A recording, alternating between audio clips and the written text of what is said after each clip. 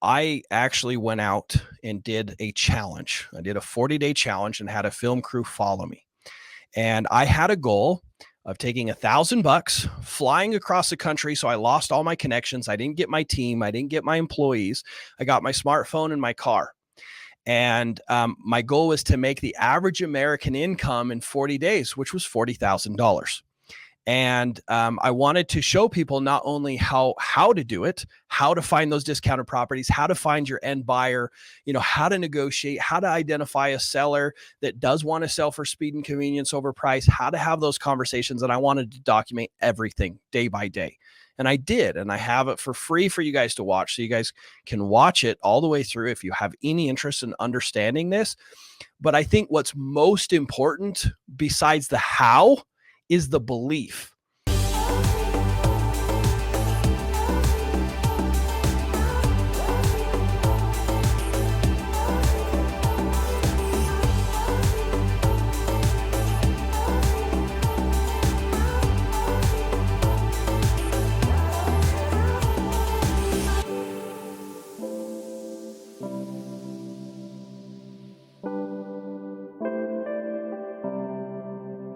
Hey, what's up, everybody? Welcome to a brand new episode of the None of Your Business podcast. Shawn and Lacey here with you, just as we are each and every week. This week, we have a very special guest that's going to help us to tackle a topic that is of great interest to so many of you. I know that many years ago, well, just a few years ago, we brought in Dave Steck. We'll have to get him back on the None of Your Business podcast. And he sort of opened the eyes to a lot of people about the possibility of leveraging real estate to create passive income. Then we introduced our community to Dan Nicholson, and he talked about leveraging real estate for all of the tax reasons, the depreciation and 1031 exchange and all of that, the benefits that come about tax-wise. But here's what we found is that a lot of people were convinced because of these two experts of the utility of investing in real estate, but they just really didn't know where to get started or what to do, right? What So do I do next? here's the thing. If you've ever bought a home, right, and we differentiate this, like your home is where you live, right? And then you might go out and buy houses. You might buy properties as an investment. If you ever bought a home, you know what a long, cumbersome process that can be. Like, it's a challenge, especially if you're doing it for the first time. Well, then now you want to branch out into real estate, and there's so many things, right? Should I be buying and doing short-term rentals, putting them out as Airbnbs? Should I be buying and holding them long-term? What about that BRRR? Yeah. What about flipping? What about hard money lending? And then it gets so confusing that a lot of people just stop. They just get frozen in their tracks. So what we're doing is we have invited Zack Boothe to join us. He has a business called, a podcast called Driving for Dollars Mastery. His website, DFD Mastery. And he actually went out all on his own to prove a point, and he turned $1,000 into $40,000. We're going to talk all about how he did that through real estate, and hopefully that will help you. Zack, welcome to the None of Your Business podcast. Thank you. Thanks for having me. I'm excited to be here. Before we jump into the whole premise of what you've been doing in real estate, there is a Zack Boothe prior to all of this. And for our listeners, this is always a very important thing because sometimes, you'll see a guest, especially in this topic, right? We could be talking about real estate and it's like, yeah, but you must be an expert, or you must have you work with, a family office. And so of course you have unlimited funds or like all of these things.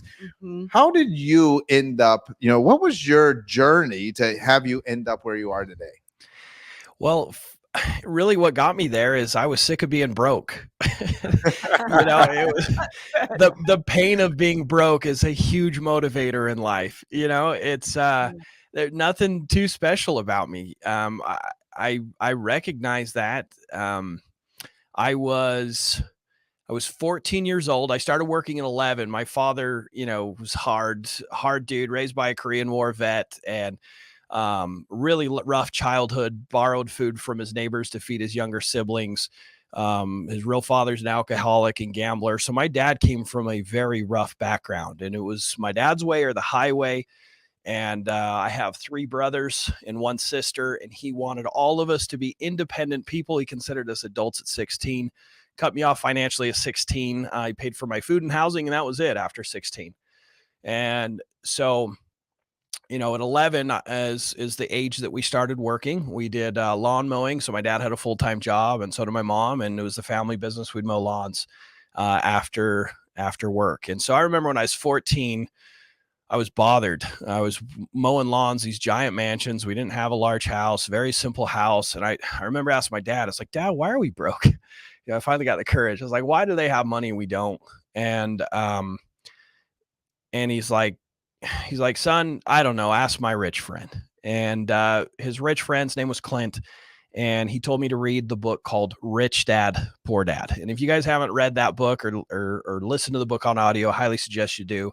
One of the things it talks about is taking ownership of your financial situation. He talks a lot about real estate investing and making your money grow through real estate. And so at 14 years old, my brain started working, started my first business, walked away from the family business when I was 15, started framing, doing finished carpentry, made handcrafted cheese, worked as a taxidermist. All this is after school and weekends and summers. And when I was 17 years old, I decided to start my own business because at 16, I was cut off financially. My dad wouldn't even co-sign a loan to buy a truck. And so I was like, okay, well, trading hours for dollars is not working for me because I'm trying to do high school basketball. I would love to go on a date, but I can't afford one. And so I'm dealing with all this at a young age, and I'm so grateful for it. I'm grateful that my dad required that I grew up and take ownership of my life at such a young age. And so at 17, I started my first business. I went to Nova Scotia, Canada, and worked 80-hour work weeks to afford my first vehicle cash. I bought my first cell phone, went through Cricket because it was the only carrier that didn't require credit scores or you being 18. And printed some flyers and went door to door. And I started my first window cleaning business. I grew that business for a decade. When I finally walked away, I had 3 trucks and 13 employees. And from the outside looking in, I was super successful. But in reality, I was paycheck to paycheck. The bigger I got, the less money I made. There was so many struggles with growing that service business. I thought I was dumb. I always told myself I was dumb. And so I needed to hustle. I struggled in school, probably because I didn't do a lot of school. I just worked a lot. And I just had a lot of issues. And like the big thing was when I first got married, when I was about 21, 22 years old, I bought a duplex and I was living in one half and renting the other. And I was like, this is incredible. Like, this is Rich Dad, Poor Dad. I'm going to do a ton of these. But then I had all the barriers of I needed down payments from my next one, or I had to keep moving into the next property. And my wife got pregnant again. And it was just, there was so many barriers. And I tried flipping a house. That was a nightmare. I lost $5,000. And it was, I just hit one barrier after the other to become successful in real estate. That's what I wanted to do. And I kind of had given up on the idea. And then my son was born. He's now almost 8 years old. And the day my son was born, there was so much pain because he was born and I got the bill from the hospital and, I'm sweating bullets. How much is it going to cost me? And, I had insurance, but a large deductible. And I got the bill and it was like $7,000 is what I had to pay. And I remember thinking like, how am I ever going to pay this off? And I remember feeling so discouraged. I remember like feeling horrible about myself as a man, as a provider, as someone that was supposed to take care of his kids and his wife. And I still get emotional, right? Because I was upset that I couldn't take care of my family the way they deserved. And then I was upset that I couldn't just enjoy the moment and I was just focused on money. And I was like, this has to change. Like, I have to do something different. And like that pain was really what finally pushed me to start educating myself and find a way, and not an excuse, but find a way. So. It's such a powerful story. I mean, and coming full circle from feeling that pain at such a young age when you didn't have money and recognizing the difference between your family and this other family and that desire to learn. And then when your son being born, feeling that pain again, I can imagine that was a huge driver. And I think what's so special about your story is that, you, like Shawn said at the beginning, you didn't start off like where this was just handed to you. I love that you lost money on your first flip. I was going to say, and that you've gone through all these like trials. Yeah, like $5,000. Like that could have. I don't know. When did that happen? Before your son was born? You said. No, that was That was right after. It's That when was I was right after. trying, and Yeah, but the way everybody paints it like you can't lose. Yeah, With a oh, house. yeah. you can lose. You can lose. You can lose. The problem, dude, I was there Christmas Eve swinging the hammer. I worked my butt off. And like, that was the biggest pain is it wasn't that I lost $5,000, right? It was that I worked my ass off for like a month and a half. And then, the punch to the stomach and the stress of trying to get it sold. And like, am I going to, it was horrible. It was terrifying to get into debt and trying to do something for my family. And then I lose money and lose all that time. And it's like, do I give up? What do I do? Yeah. So what made you say, I'm going to just keep going and try it again? Well, because, feeling sorry for myself wasn't going to change the fact that I was broke. Yeah. Right. And I'm so grateful to be a family man. I'm so grateful for my, I'm going to get emotional. Aw. Sorry. I hate getting emotional. Every time I talk about my wife, I get emotional because she's such a motivator. I was going to drop out of college when we were first married because I wanted to be an entrepreneur. I wanted to be an entrepreneur. I knew that's what I wanted. At least I had that going for me. I didn't want to work for someone. I had the taste, and I was going to college and doing the window cleaning business, and it was just too much. And my wife's from Brazil, so I was dealing with immigration paperwork and doing trade work for our attorney. I put in sheetrock and these nice knotty alder beams and trim and baseboards and slate front entrance. I was doing all this work after, college, day job, night job at his house. And I finally went to my wife and said, I can't do it all. Right? I want to drop out of college. And I was terrified to tell her. Dad's a very educated man, speaks 3 languages, 2 like major degrees in Brazil. And I'm like, dude, like, she's so beautiful. She's so smart. Like, she's going to be like, dude, you're not taking care of me. And I was so terrified to tell her. And I'm like, babe, I want to drop out. She's like, oh, that's fine. I believe in you. That was her words. And so like there was this fire and desire to prove her right.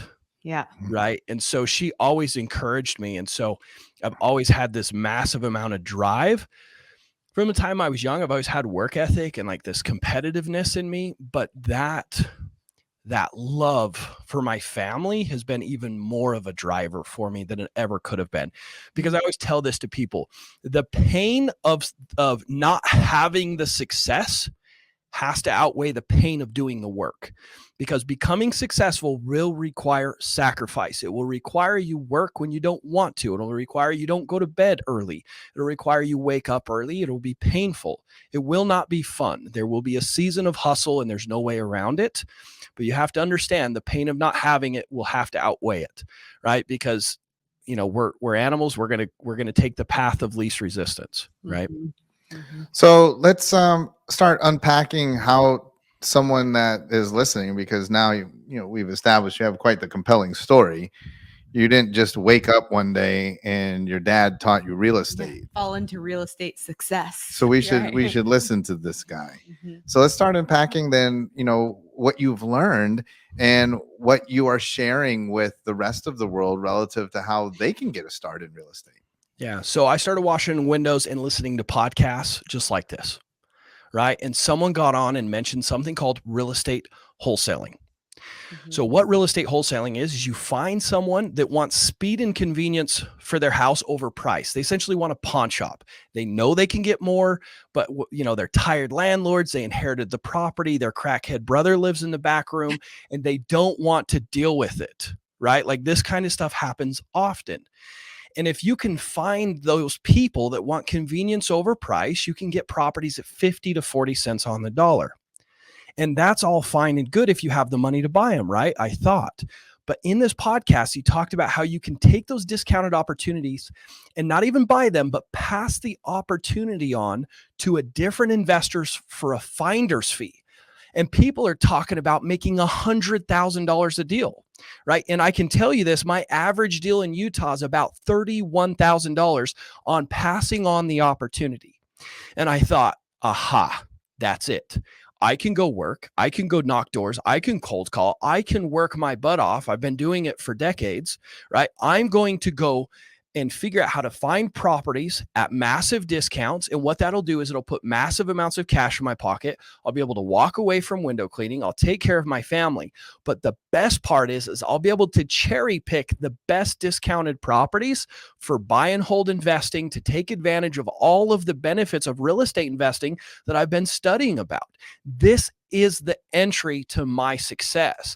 So listening to that podcast was the aha moment. And it wasn't an immediate success from there. I knew what I needed to do.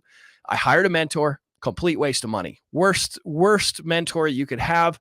He sold me a giant package of information. Good dude. It's fine, but it wasn't action A through Z. Do these action steps, implement, do the work. I'll be there to support you and answer questions as you get stuck, but just follow the steps. So I paid 10 grand for that coach, massive amount of more confusion after his program. He's teaching me about short sales and pre-foreclosures, sub twos, and all this stuff that I use now, but it wasn't useful. I needed to find discounted properties and wholesale properties. That's all I needed. And so kind of got skeptical for a while until I met my next mentor, and he changed my life. I met him the very beginning, first Monday of January 2017 at a RIA meeting, a Real Estate Investors Association meeting, where a bunch of nerdy real estate investors like me, we get together and network, right? And he was the one presenting on stage, and he shared real estate wholesaling and how he'd had success, and he was a mentor and how he helped people and how his coaching was structured. I joined his program, and in the next 8 months, I made over $100,000, completely walked away from window cleaning. The next 12 months after that, I did just shy of $500,000. And then after that year, I did about $1.2 million in wholesale fees. And I accumulated a whole bunch of rentals as well. It was life-changing. I want to take a pause for a moment because we do have a lot of newbies when it comes to real estate investing. And so I just want to define a couple of terms. Number one, what is a discounted property? Okay. So if the house, let's say, is worth $100,000, no, let's say $200,000 fixed up, right?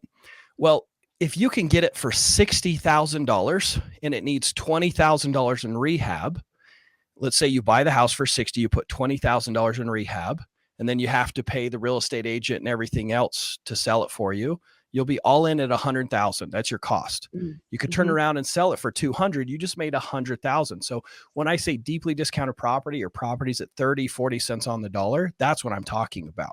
I'm talking about big fat paydays because you get them at a good price. If you can consistently find properties at really, really, really big discounts, it's kind of hard to not make money, right? All right. So here's what we're missing. So I love to play this. Every week we play this. Yeah. I'm going to be the listener or the viewer, and they're excited. They're like, yes, Zach, we're on to something here. I'm going to do this. Here's what I'm missing. Just like probably what you thought when you were getting your start. Well, how am I going to find these properties? Number one. And even when I do find the property, how do I find the other person? Because if I don't have the capital to purchase it, I'm going to pass that on. But I don't know people just in my, in my phone, in my contacts that are trying to do this. So how do we make those two connections? Yeah. So I'm going to tell you guys exactly how to do it, right? For free. I'm even going to show you guys how to do it. You guys can learn for free, right? So I actually went out and did a challenge. I did a 40-day challenge and had a film crew follow me.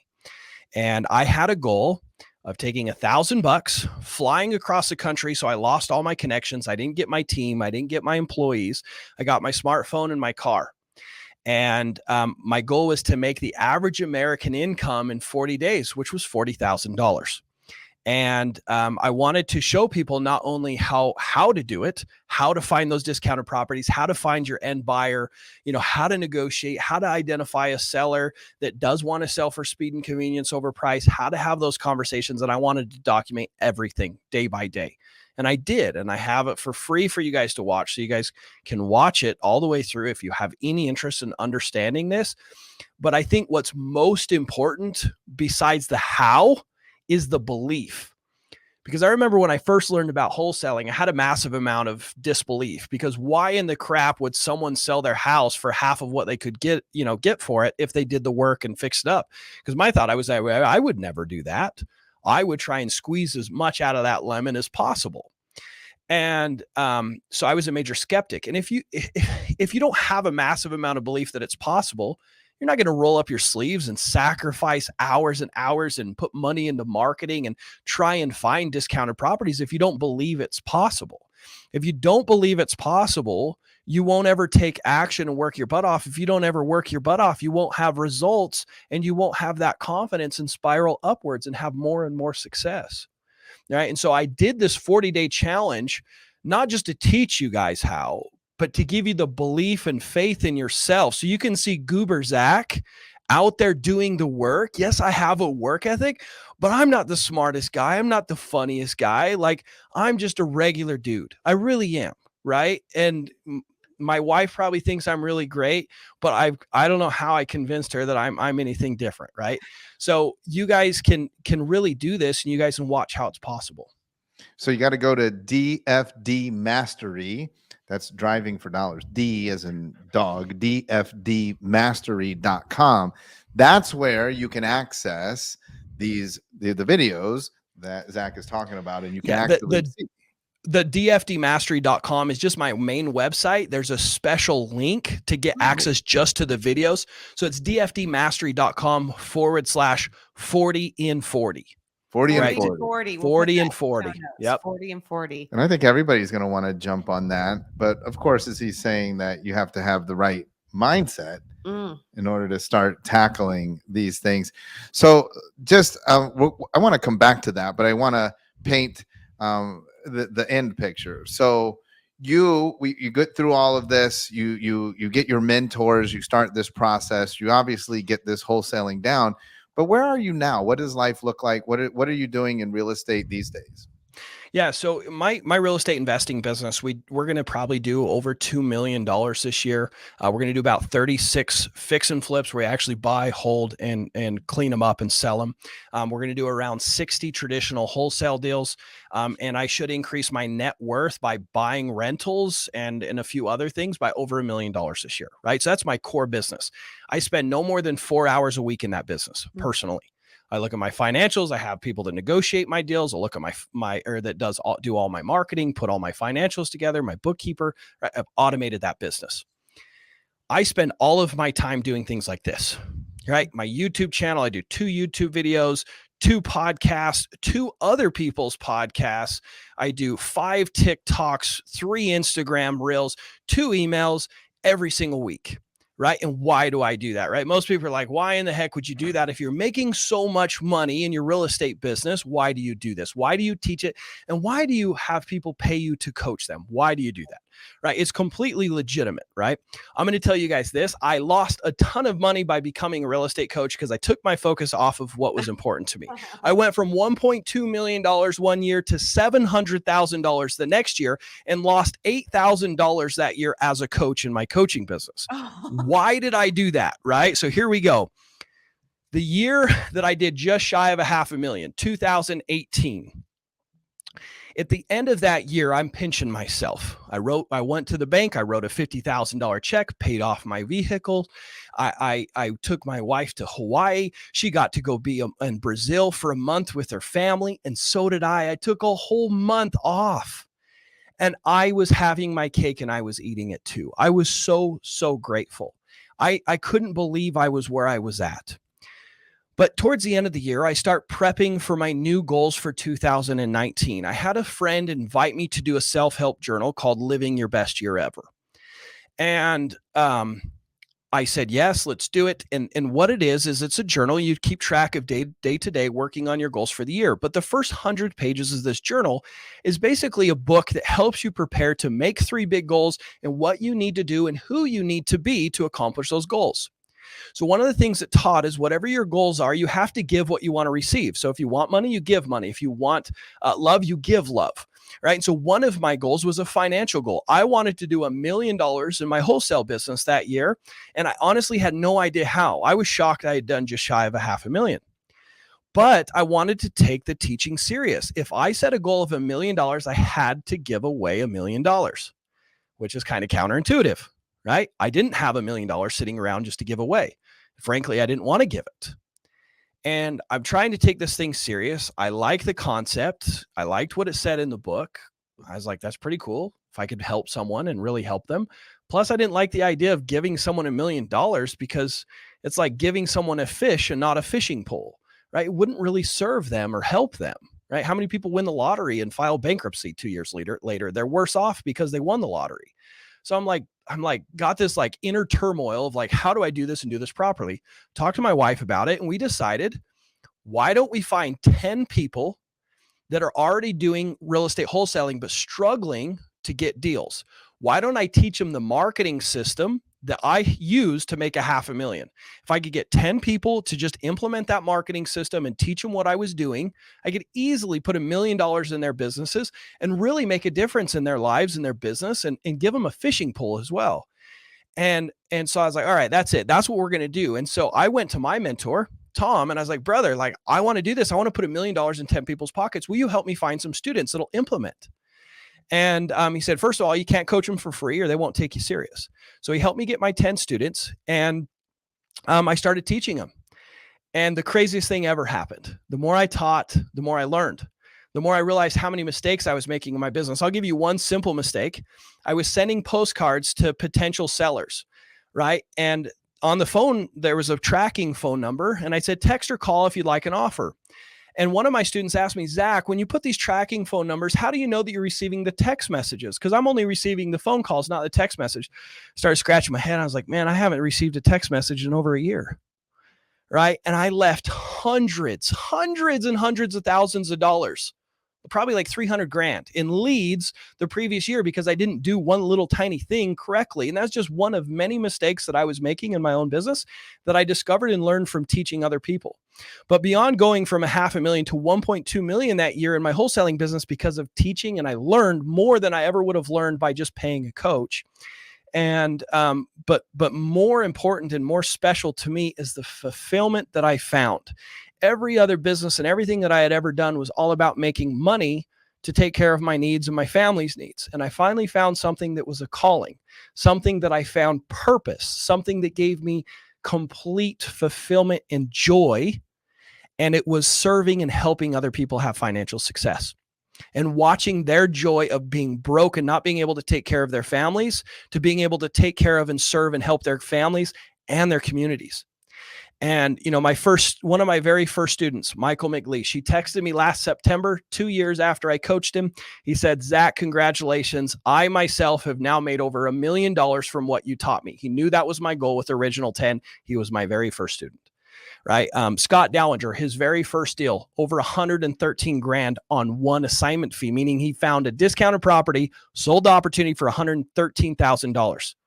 Him and his wife able to quit the corporate world. They're full-time in this. They have 2 acquisition managers, absolutely crushing it in Portland, Oregon now. Right. And so I made these relationships and helped these people. And I said, this is what I'm going to do. Like, forget wholesaling. I got to automate this thing so I can take care of my family and have what I need. And so that next year, I lost a ton of money because I completely removed myself from the company, hired people, worked on my efficiencies, and it's climbed back up much above whatever, it was. Plus I have all the freedom, and I've spent all my time on coaching. And I've literally lost about $7,000 cumulative as a coach over the last 2 years. I hope to make a profit this year though, which would be nice. But that's why I became a coach. We could definitely help you with that. But Zach. I love what you're talking about, because we're big believers in essentially the universe paying you back, right? And I think that what you're putting out there, you're going to get tenfold, because you're putting out things that drastically impact and change other people's lives. And that's really powerful, right? I mean, it feels good. And it feels good. I mean, to have somebody text you and say, my wife and I got to quit our corporate jobs. Our life has changed. We're making millions of dollars by you giving to them. I mean, that's a really powerful message. And so I'm imagining our listeners out there thinking, this sounds great, and I want this for my life. I want this for myself, for my family. But it sounds like it could be a lot of work. Like, what does somebody have to be willing to give into this to get this started? As much as it takes, right? So if your first instinct is, that sounds like a lot of work and I don't know if I'm willing to do it, don't do it. Then it's not right for you. Yeah. And don't do it, right? It is a lot of work and it's going to take some sacrifice. And if the thought is, oh, it would be nice to have financial success, well, you probably won't ever have it. And I don't mean to be rude, but there's a big difference between I have to, I will do whatever it takes as long as it takes, and make whatever sacrifice I have to make to be successful, versus it would be nice if it was structured this way and I only had to work this many hours and I could do this and that, right? So if there's ultimatums, if there's if there's a limit to how much pain you'll go through before you give up on your dreams, you probably should never start, because it's always going to be harder than you think. So that's my first suggestion. Maybe I just scared away every single person, and that's not good, because they're used to hearing us talk. I think that's fantastic. That was soft, Zach. That was soft. This is not a thing that you dip your toe in the pond, right? Because you're going to lose if that's your mentality. And we talk about that all the time. People always have these big goals, and they talk about these things that they want, they wish they had. But the reality of it is the mindset doesn't match the desire, right? And if your mindset doesn't match what you wish you had, the desire, the goal, you're never going to get it, right? And so I think that that's what you're talking about, and it's true. We say this every single week. If you just heard Zach and Zach said, well, look at Goober Zach. And if you thought to yourself, well, I could do this, but you didn't go to dfdmastery.com, we're already off to a bad start, right? So we talk about this all the time. Like you can tell people that they need to get off their couch, they need to take out their headphones, they need to pick up their smartphone or their computer, they need to go to dfdmastery.com. That starts the journey. From there, they have all the other things that they have to do, but I've never seen anybody get rich by listening to a podcast. So you actually have to put in the work. Absolutely. Before we let you go, Zach, through your fascinating story, what do you feel have been your most valuable lessons that you've learned in real estate? What are some things that you could share with our audience that might cut their learning curve? Where have you paid the dummy tax in real estate?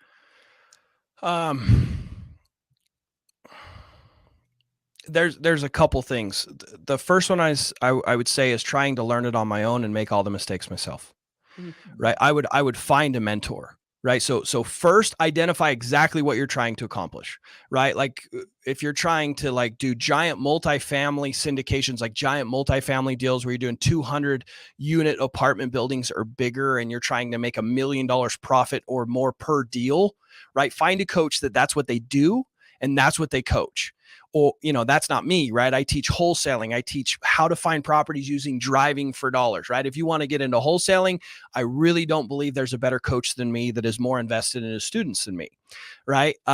So identify first what you're trying to accomplish and why that's why you're trying to accomplish. How is that going to serve you and your family? Be very clear on that's what you want, and you have to have it, and you will not stop until you have it, right? Once you have that destination, now it's time to go search for someone that can help you along the way, right? You're Luke Skywalker and you need Yoda, right? So then I would go out and go, okay, I need a coach.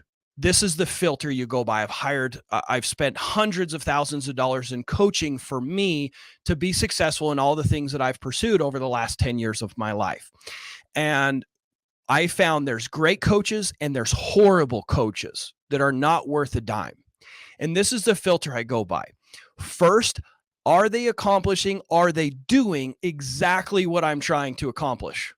If you're trying to make $1 million a year as a wholesaler and they are not, do not hire them as your coach. They're teaching in theory, right? Save that for college, right? If you want to accomplish something and you hire a mentor to get you there, make sure they've done it themselves. The second filter is, are they consistently getting the same results you're trying to get for other people? Do they consistently actively have successful students week after week? Are they putting out successful students currently? Is their last testimonial video from 3 years ago? Right? That's a bad sign, because teaching someone and helping someone find success is a whole nother ball of wax than doing it yourself. You have to have the heart of a teacher to get a student through their emotional and their beliefs in themselves and in the process, and then teach the action steps in a way that can be simply followed, right? So that's the second filter, is does he have successful students? He or she have successful students. Third, is, do you like that person? Do you see yourself having a cup of coffee with that person? Do you see that person having the integrity that you have?